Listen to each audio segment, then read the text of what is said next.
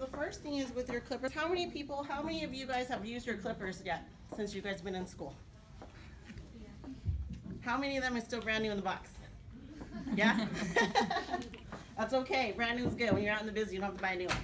So first thing with clippering is, the main thing is how to hold one properly. So I see a lot kind of coming in holding it this way, a little uncomfortable. I see a lot of people holding it down here. Your biggest, heaviest weight is up here. And so when you guys are holding the clipper, you guys have to have that control. It's not gonna bite. So grab it like it's like a can of soda, okay? And so easiest way is have your thumb right through that front area. So when your thumb is there, you're gonna have the control of the movement of the clipper and how you're gonna move that. You're also gonna have the control on the head when you're placing it on there. If your hand's way down here and you're trying to clipper, where's my control at? It's down here, right? Where do I want my control? Where the blade's moving. So if we hold it up here, we're gonna have more control as we're clippering. Well, that's the first thing is clipper control and how to hold your clipper. So I do, even if you guys don't have a clipper cup, I recommend you guys pulling those clippers out and just holding it accordingly. And that would be your first thing to do before you start clippering. So what we're gonna do today is a one fade. So we'll pop the one on. Know your guards as well and know your clippers. I don't know, what clippers do you guys have in your kits? Like the wall. The wall clippers? Perfect. The wall clippers is the most common clippers that is used in the industry unless it's barbering. The guards pretty much range around the same. If it is an Oster, do you know that Osters are shorter? Okay. So she's gonna do a little bit of a detachment right now. I don't know if you guys can see over here. So water is the key. What she's doing is she's hitting it with water to comb that extra hair out of the way. Because we're gonna do an attachment, we don't want that hair in the way because we don't wanna blend that hair. We're gonna blend under. So the first thing she's gonna do is she's gonna rock a number one. Leaving about 1.5 inches before that line because you wanna create that fade on the sides. So as you can see, thumb right on top of the clipper, fingers down, hands on top. She's got control of the head. So if your customer's head is moving this way, one, you're pushing too hard or you don't have control of that clipper. And so sit back and just kind of refocus your finger motions and make sure you have the hand on the head. So she's gonna work that all the way around. The key to clippering too is to get that first line moving even before you start blending.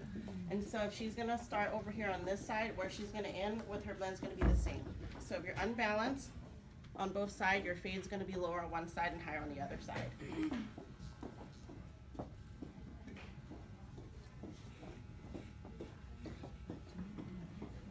It's hard to see if I don't have a mirror in front Yeah. of me, you know. Use your mirror as well. Sometimes when we're staring at something for so long, it looks like it's straight, but the mirror is telling you different. So whatever the mirror shows you is what other people see. So when you're looking in the mirror, if you're seeing your fades are blend, or if your lines are perfect on both sides before you blend, don't use your eyes to look at it, look at your mirror. Because sometimes with some people, they have that bone structure that pops out over here, and some is flat. So even when you're looking at it with the eye, it's even, but when you look at it from a distance where the bone is, it's gonna loop down. So you gotta take that, make that straight first before you blend that. Any questions so far? Remember, every question is a great question. No? No one wants to get fun stuff? How many people have done this haircut? No? None? Have you done it? Yeah? And what did you find? It's not even because at home I did my husband's hair, Uh-huh. and then it's not even. It's not even? He's satisfied though. Okay. Because there's no mirror. That's okay. He's a husband. He's got to be satisfied, right? Grab her a ticket. She spoke. We're good. Yeah, and a lot of times it's because there's no mirror at home. Fading is very important to have a mirror because you have to balance those He lines. uses his own mirror. He uses his own mirror? Yeah, and I can't see the mirror because I'm going around with a small one. You know. Yeah, and he probably held it slanted, so we'll blame it on your husband. Right. Okay, so now she's got her line from side to side, so we have it balanced on both sides. Yes, okay, so balance one, and now she's gonna blend. So how we blend at Greatclips is we use clipper over comb techniques. Why? Because it gets you the results quicker than changing guards. Two, it's not going with the shape of the head. We can create that head shape by using clipper over comb. A lot of times you want to switch guard, right? If you're doing a 1, you're going to switch to a 2, you're going to switch to a 3. The problem that you'll have down the road with that one is if somebody's head dips in, you're going to dip in with them. you're not gonna be able to form that perfect straight up shape. And so clipper overcomb is very important. It is similar to scissor overcomb. So a lot of us are very comfortable doing scissor overcomb, is that correct? Scissor overcomb? It's the same exact thing, it's just the clipper is a bigger machine. So you're doing the same exact thing, you're finding extra hair that needs to be blended up and you're working it with your motions going up to get that fade blend going. So for that, what she's doing with the over thing, there's no guard on it, right? No guard on it. There's no guard on it. That's up. My little lever here, that's all I have up. She has a half up because it's giving her a little bit of a leeway. If we dip in just a little bit, we have that half up to save us to go more straight up. And so she's going metal on the blend comb. It's very important to use the correct comb as well. The comb has to be flat. You guys know your cutting comb is a little round, right? So our cutting comb, your corners is a little bit round. If you're gonna put a metal blade on that and run straight across, if it's rounded, you're not gonna go flat, you're gonna loop. So flat top combs are great for blending. This is actually a flat top comb that we use. So it gives you the results quicker than switching guards and working your way up. It gives you more of a straight up fade if you need that. And so I encourage you guys to also practice clipper overcombing. Same thing as scissor overcombing, you just have a bigger machine.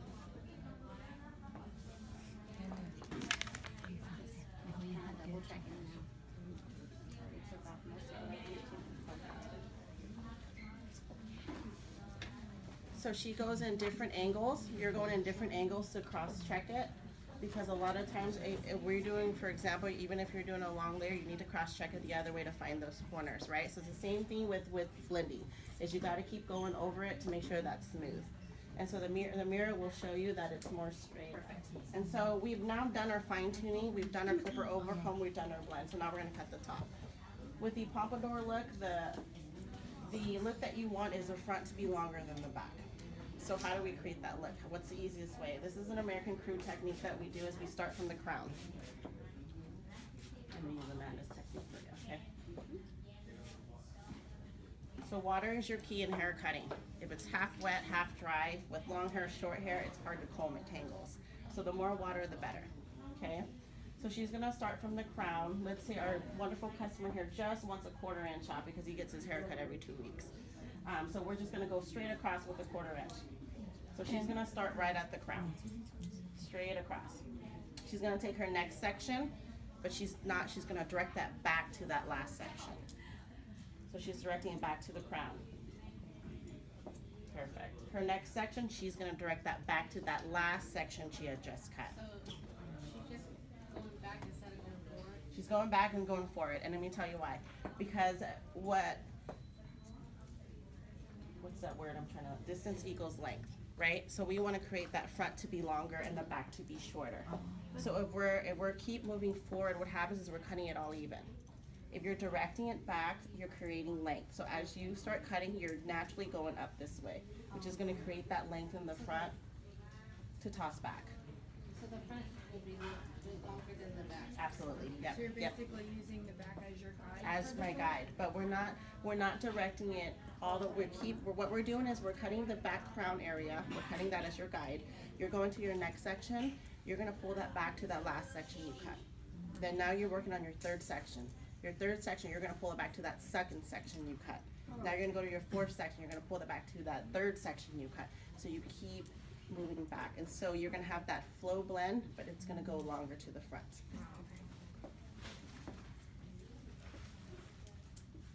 So by the time she gets to the front, it's already made its distance up that way. You're gonna have more consistency that way if you use this guide technique.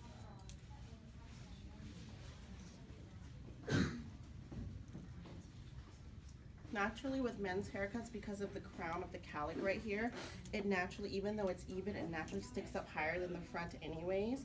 And so with the pompadour, what you wanna do is you wanna get that crown section shorter to where this lifts up higher so you can pump that back, okay? Look your way here. So what do you hold the cut again? This is, everybody calls it so many, what do you call it, Cody? Mine's a cross between a pompadour and a flat top. So he gets a pompadour between a flat top, so everybody calls it differently. This is originally is called a pompadour. Pompadour is where it's longer in the front, shorter in the back, where it naturally pumps up and goes back. And so you have a slight fade through the side, but it's not blended completely up because it's too long for you to blend to too short. And so if you notice in the beginning, Maria put some water on that hair and combed all that top hair out of the way. So whatever was left on the side is what she faded. So if you're gonna go to the salon and say I want pompadour, Again? if you're gonna go to the salon and you say that my son I want pompadour, Uh-huh. so do you think they know that? Probably not, because it's so different now. I would go for more of what the style is supposed to look like. I would bring in a picture. Because now from shop to shop, barber to barber, salon to salon, whatever term that shop uses, what they use. For instance, for us, we get all the time where people want a taper fade. To us, a taper's a taper, a fade's a fade. It's two different things, you know, and so we have to go more into question, okay, well, tell me, what do you mean by a taper fade? Do you want that zero to just shadow up, just right through here and taper that, or do you actually want like a fade up to a line and a fade shadow? And so it all comes into the consultation piece of what the customer wants. So now what she's doing is she's doing scissor overcomb just to really fine tune those edges so they flow up. And so if you guys can see from the side, you guys probably could hear how it went from short to this long front. So when he does dry it, this is all gonna pump up but curve over, and this is all gonna lay in. So when he combs that, that's all gonna kind of fan in that way. Kind of see what that created? Yeah. So why that technique is easiest is because instead of standing this way and trying to direct your finger all the way up and matching that, it's gonna be hard for you to match the right side to the left side. So do just stand right behind, because naturally when you're right behind, your arms are more straight. You're gonna be easier to get that look all the way up.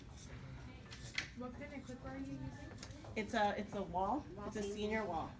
You guys have which wall? What color? It's designer. Is it designer? Is it designer? Designers are good too. Designers are good too. These just last a long time. They last years and years.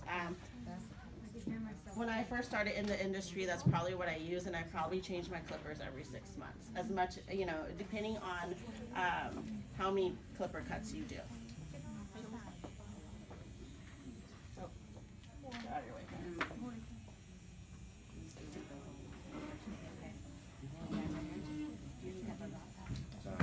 Are you getting the back? The bottom back? Yeah. Yep. Wherever speaks.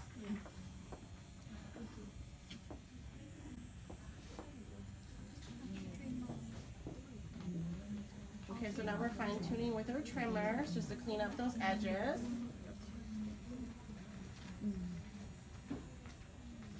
Don't be afraid to move the ear when you have to go around there. Don't try to use your trimmer and leave the ear there. Move it around, it doesn't hurt the customer.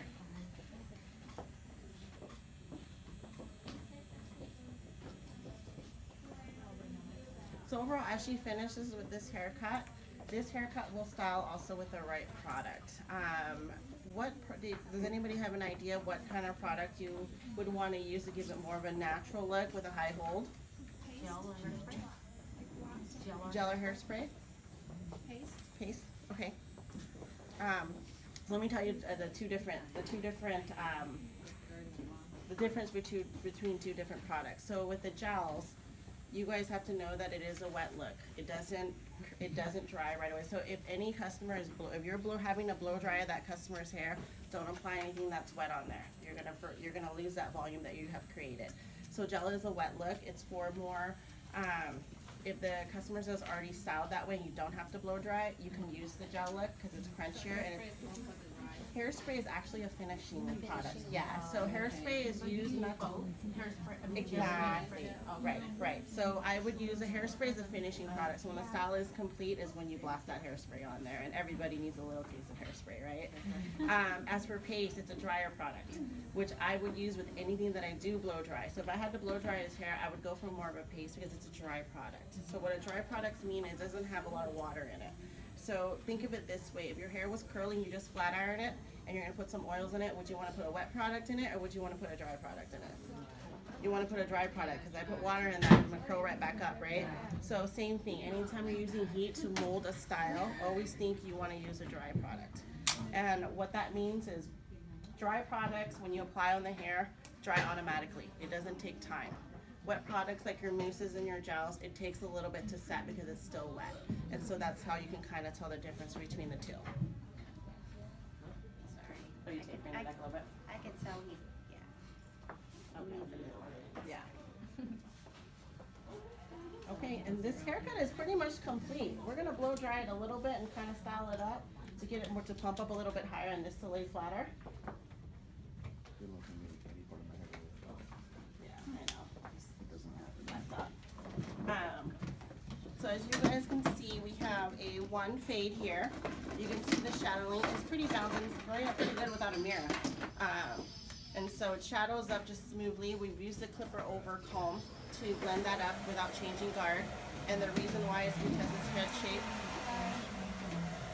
It's okay. And it's the reason why is because we want to use clipper over comb technique. It's because we want to create more of that smooth shadowing and more of a straight up blend. So we didn't change guards because we don't want to dip in, because he wants more of that flat top type style. Oh, you got the wrong one? That's okay. Alright, perfect. So as you can see, it kind of shadows up. Pretty, really nice fade there. So he's got a little bit of detachment through the top area, so it blends to about right here, and this is all detached out. So this is all detached out and textured out. So if I were to comb this down, I would still have kind of a weight line, which they would call, what should I call it, so bowl cut? We'll still have a weight line that's down right there, but because the way he wears it, we cut it and how he wears it. So when we flare that up, you're not even gonna see that. It's gonna look like it's blended all the way. And as you guys can see how the technique by cutting the top, you can see how it naturally just goes from short and flows up long without having to match it from the right to the left. If you would have came at it a different way because of the way we naturally stand in our posture and changing the way that we cut, we're gonna go shorter on one side. And so it's best just to stand right behind your customer, start from that crown if they do want the top longer, and always remember when you're pulling back, pull back to that last section you had just cut. And so when you pull back to that last, what that's gonna create is more of an angle to the top, so distance equals length, right? And so just kind of remember that, kind of like your A-lines, kind of similar to that. And so that's what we're gonna do to create that top, to leave their front longer. Okay, so now we're gonna blow dry his hair up. He needs a little bit of blow drying because his hair is super coarse, and then Cody likes more of a natural look. So he likes it to naturally look like that, like he doesn't have product on there. So we'll blow it up completely to flare it up, and then we'll add a little bit of a matte base to his hair to create that look. Ta-da! Who's confident to try this haircut? Or open the box of clippers? Yeah? Yes. Okay, so you guys took the one, and you guys are going to with the comb, right? Yes. All the up to the top? Yes. How would you do it if you have like some me and I do have weight? Uh-huh. So it's harder to blend it up because like from the front he has weight. So like You're talking about from, question again, so you're saying if you had we'll shut that off real quick, Maria. So you're saying with curly hair, you take a guard to your husband and you want to use the comb to Yeah. blend that up to the top would without it like dipping in? blend nicely or should I use a guard? Because It would blend nicely. I'm going to tell you why. Because the only thing with the curly hair is you have to work that comb when you're clipper over combing 20 different ways with curly hair. If you switch a guard and you go, what naturally is going to happen with curly hair because of the swirl pattern, your guard's going to push that hair. And what happens is you're going to start dipping in. Right, and so he's not gonna have that nice fade look where it's just perfectly kind of square and maybe around the corners. He's gonna dip in a little bit by using it, unless he's got the perfect head, which probably 1 out of 100. They have that perfect head. The guard technique is perfectly, but you know, I maybe have one a year that come in that have the perfect hair. So let me see the comb there. Yeah. So my recommendation for you is when you're blending, you're gonna have to go different ways. You're gonna come out this way, you're gonna comb the hair down this way, you're gonna go this way, all different directions when you're blending. And so remember when you guys are blending with this though, when you guys are going out, you're only looking for that extra hair that doesn't fall into your fade. So if this is my guide down here, which is a number 1, in your case you do on your husband, if his was a number 2, right, I wouldn't go flat to the head because this comb is a natural number 1. Most blend combs are a natural number 1. So I would angle out a little bit, but I would find my 2 where my guide is, and I would see where that weight is, and I would just start taking off little by little and keep combing it down. So that, I guess that would be the answer to your question, is keep combing that hair down and re-lift. So don't comb it away. Like you comb it away like that, so all the hair you need to blend is gone, unless you're doing a detachment like this. So I think, try that. Yeah, I think it'll be good. Wait, I have a question on that. So you don't angle it like 45? Because I actually tried to do it for my brother-in-law on the weekend, and he was saying like they like hold the comb and they blended like hold it like a certain angle, like I said, Angle 45? Okay. Yeah, and then that's when I started like cutting with well not without the cards. And then that's when I started blending up. But I noticed the higher I got, I kind of went higher and higher, and it was like going in.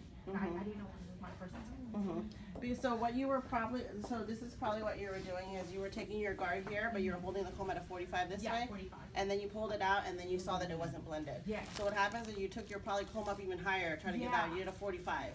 And then you got to the bridge of his head that really dipped in and did a 45, and now it went in and out. Yes. Right? Okay. So with the 45, like it's a little bit different to angle out blend. Depends on the texture hair. So a lot of times if it is a 45 and you do that and it's not blended, you have to go in more with your comb. Oh, you have to go in more? You have to go in more. And go in more until you get that blend out. Yeah. And so if you're going to 45, he's got too much weight right here. Yeah. And so instead of going higher, comb that hair back down, and now maybe not a 45, you might go in at a 30. 30. Until maybe you might have to go in a 0 degree. You know, unless he wants that angle out fade to where he has to gel that down completely. Yeah, because when I was doing it, because I actually cut the top, and because at first I didn't know what he was talking about, so I cut the top first, and then I faded at the end, and I know we noticed like the hairs on top was sticking out, like you know what I mean. So like that's why he was like, oh, we need to comb and just fade it to make it even. What texture is his hair? More like. Is it coarse? Yeah, kind of coarse. Is it Asian hair? Asian hair. That's why. Okay. So any.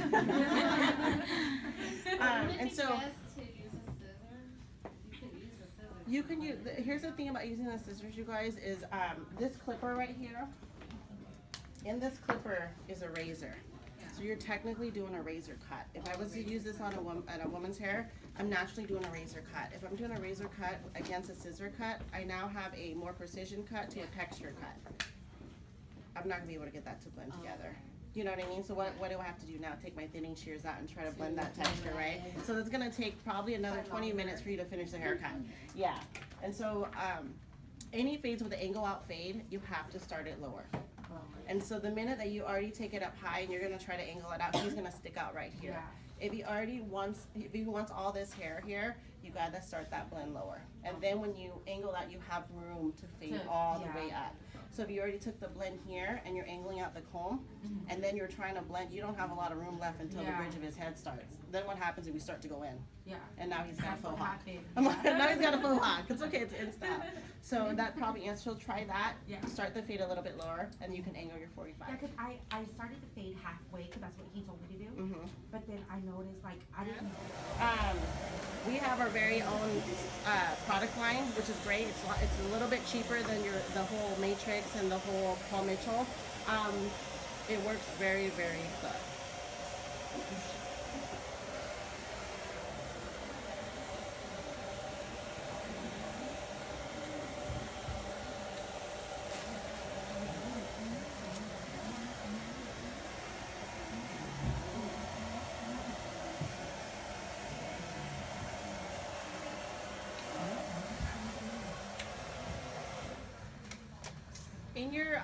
In your little gift bags, my business card is in there. If you guys want any other type of demos and certain haircuts, I'll be more than happy to keep in contact with you guys and maybe with your instructor and come down here and kind of talk about easier, simple techniques to get the look. Because a lot of times I think with hair cutting we tend to overthink things, and there's always an easy way to get it done. And so it's in there. I have my email in there, so do feel free to email me if you guys need to. Okay. Can you write down your email? It's on, it's in your gift bag. My business card's in there, and so you guys can email me if you guys have any questions. What kind of product is she putting in? She's using a molding cream. So a molding cream, which is more of a drier product as well, and so it goes on hair that's already kind of blow dried up, and so it's not a wet product, so it's not going to bring down the. So do you recommend to use it while the hair is like all the way dry, or can you use it when it's damp? And when it's dry Anytime fine, you or- use a dryer product, it doesn't grab if the hair is wet. And so it's hard to work into the hair if your hair is wet. And so if you're using a dry part of the hair, it's best if it's completely dry. Because if you try to work it in there, it's gonna stay right on your hands. Yeah, yeah. Beautiful. Thank you for coming. Okay, I think we're good, yeah. I mean, a little ahead of schedule. That was fast.